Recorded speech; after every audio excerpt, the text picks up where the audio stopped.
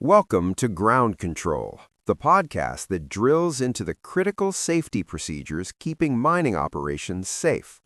I'm Alex.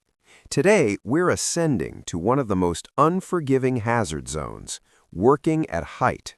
A misstep here isn't just a stumble, it's a potential catastrophe. We're unpacking the comprehensive Working at Heights procedure from Phu Bia Mining in Laos. This isn't just about clipping on a harness, it's about a systematic defense against gravity. Let's climb into it. At Phu Bia Mining, the rule is clear. If you can fall 1.8 meters, or even get within 2 meters of an edge where you could fall that far, this procedure is your Bible. But it goes further. If you're above a conveyor, a chemical sump, or any hazard, the rules apply at any height. It's all about consequence. The foundation of their system is a simple but powerful hierarchy. First, eliminate. Can the job be done from the ground? If not, use passive protection, guardrails, solid platforms. If you still need to move near an edge, use fall restraint, a system that physically stops you from getting to the hazard. Only as an absolute last resort do you use fall arrest, the equipment that catches you mid-fall. The goal is to prevent the fall, not survive it. And you don't just decide to do this work. For almost any high-risk height work, you need a Working at Heights permit. This permit forces the team to pause and plan. It's a checkpoint that ensures all the right controls are in place before anyone leaves the ground. Now, let's talk about the human element. PBM mandates a 2-person minimum for any job using fall protection. One works, the other spots. This spotter isn't just watching, they're the first link in the rescue chain. Which brings us to a non-negotiable. No job starts without a rescue plan. What happens if someone is suspended in their harness? You can't just call for help and wait. Suspension trauma can be fatal in minutes. The plan might be as simple as having a ladder nearby, or as complex as a dedicated rescue team on standby, but it must be known, practiced, and ready. The procedure dives deep into gear, and for good reason. A misunderstanding here is deadly. They distinguish sharply between fall restraint and fall arrest.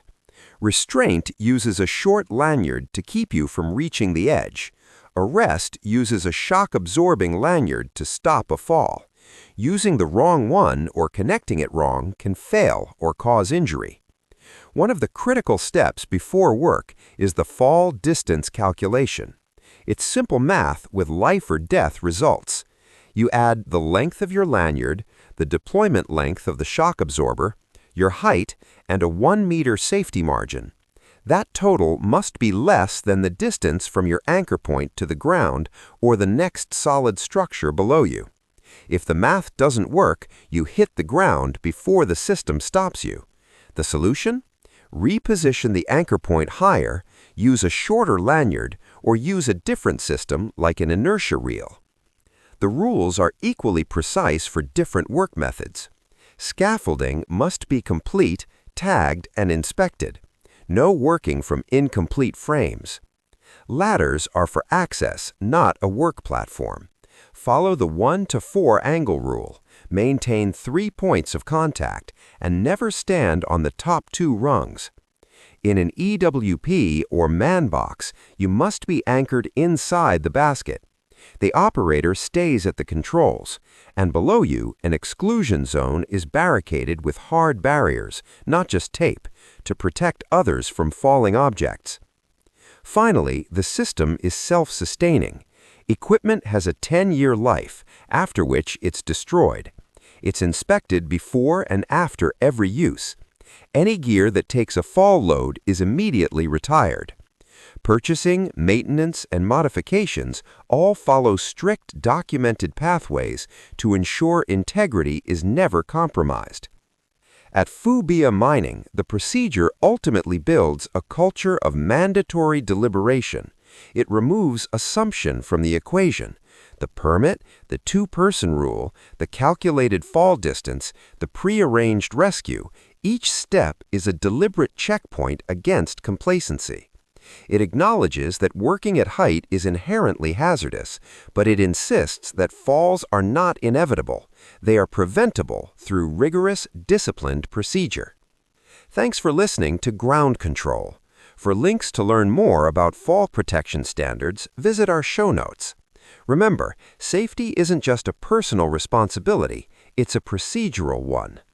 Until next time, keep your feet on the ground or your system flawlessly anchored.